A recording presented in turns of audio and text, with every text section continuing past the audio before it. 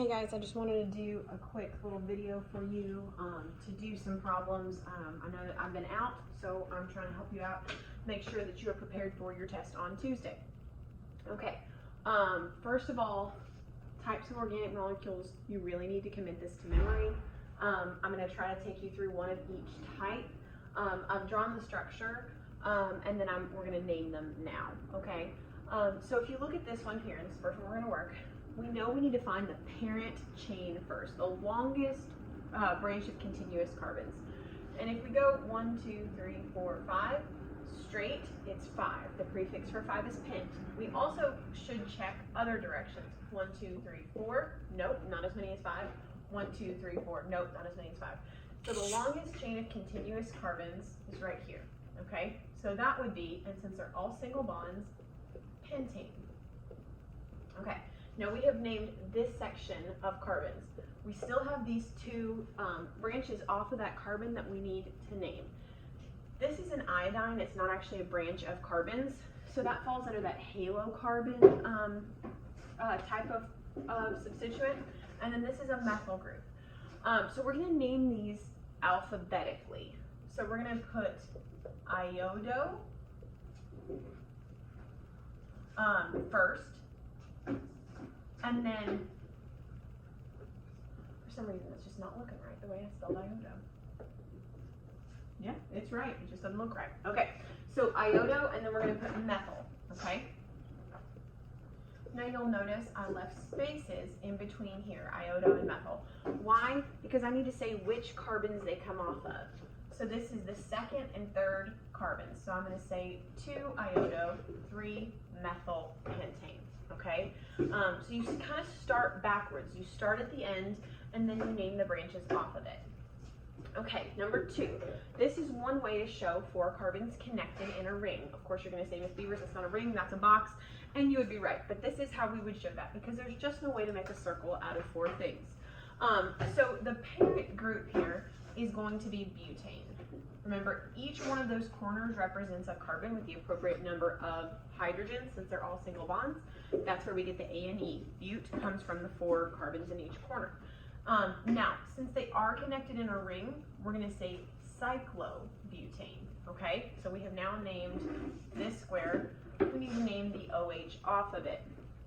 What we're actually going to do is we're going to change that ending to butanol. Okay, now we could put a 1 on this, but since if I put 1 butanol, any of those corners could be a 1. We're going to go ahead and put the 1, because if there were multiple, we certainly would have to indicate that with the numbers. Okay. All right. Next. So first of all, I want you to see that this is a COOH, and I drew it this way because I want you to see it can be on the left or on the right. So whenever we look at this, we know that that's going to be an acid, right? Whenever we see COOH, and it can be drawn out like this, or it can be all bunched together like this, okay? We know it's going to end in oic acid, but let's not get ahead of ourselves. We've got to find the parent chain.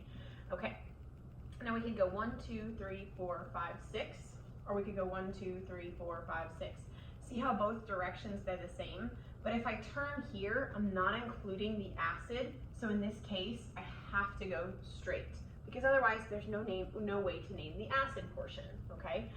So 1, 2, 3, 4, 5, 6, that would be hex and oic acid. How do I know it's an acid? Remember we said Cu, in this case it would be HOOC, but we usually read it Cu, okay? That makes something an acid. Hexanoic acid. Now we need to name this branch. The carbon containing your acid is always your carbon 1, so this is going to come off of the 3rd carbon, and since it contains 2 carbons, we're going to call it an ethyl group. Remember, F means 2 carbons, YL means it's a branch, and since it's on the 3rd carbon, I'm going to put 3-ethyl hexanoic acid. All right, moving right along. Next, we have 2 carbons connected, and then we have a double bond O. If I have a double bond O on the end, that makes it an aldehyde, which just changes the ending to Al. So when we have 2 carbons, the prefix would be F. Since they're single bonds, our ending would be ane. But instead of that E, I just put Al. So it will be F and Al. Okay, that Al comes from the fact that there's a double bond O on the end of the molecule, making it an aldehyde. Okay, here we again have a double bond O, but notice it's not on the terminal carbons, it's somewhere within the middle of the molecule, okay? When that happens, that makes it a ketone. Ketones end in -one, okay? So we go back to the parent chain of carbons, 1, 2, 3, 4. The prefix for 4 is bute. Since there are single bonds, we would say butan, and then we add that -one ending on there, so butanone. Now, since a ketone can be anywhere within the inside of a molecule, we do have to give a number to assign to that double bonded oxygen. So it's going to be on the second carbon, so we're going to say 2-butanone. But wait, there's more. Okay, a couple more examples here. Up here, I have CH3, CH2. Oh, there's an oxygen breaking up my chain. CH2, CH2, CH2, CH3. When we just have a continuous chain of carbons that are broken apart with a single oxygen, what is that? I say it's one of our oxygen karate chops, the carbon chain. Okay, what is that called? Of course, that's called an ether. The cool thing about ethers is you can tell because they end in ether. So it's going to be something ether. Now, on our naming system, we have alkyl-alkyl. What does that mean? That means that both sides are named as if they are branches, okay? So this side would be ethyl. This side would be butyl, since there's 4. Now, which one comes first in the name? Well, we go in alphabetical order, okay? So we're going to write butyl, ethyl, ether. Yes, good, we got this. All right, next, I want you to see we have a carbon with a double bond O and an oxygen interrupting the chain. When we have that, what is that? An O interrupting the chain and a double bonded oxygen, that makes it an ester. Ester is similar to an ether in that oxygen does break apart the chain, and part of it is named as a branch. The other part gets an O8 ending. How do we decide which one is the parent and gets the O8 ending? It's going to be the side that has the double bonded oxygen. So here, since there are 2 carbons, our prefix for 2 is F, and then the F side is going to get that O8 ending. This side is going to be a methyl group. I just noticed something. CH3. Okay, so F and O8.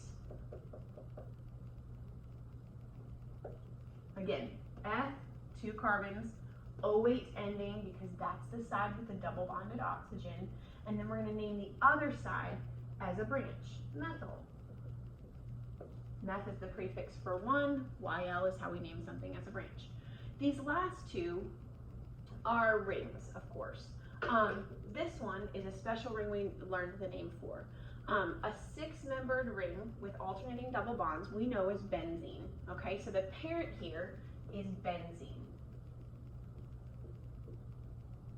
All right, so that's this ring. We need to name these methyl groups. Since there are 2 of them, we know they're going to be dimethyl. Di indicating that there are 2 of them. We need to indicate where on benzene they are because they can be neighbors, they can be one apart, or they can be opposites. We call that ortho, meta, or para. So this one, since they are parallel in the molecule, we're going to call it para-dimethylbenzene. Okay, and we're done with that one. Here, remember every corner represents a carbon with the appropriate number of hydrogens, okay? It is connected in a ring, so it will certainly be cyclo and then whatever. So 5 carbons, the prefix for that is pent, so this will be cyclopentane. And I think I did one of just about every type of organic molecule. If you have any more questions, please come see me Friday, Monday, or Tuesday during 0 hour. I am so happy to help you.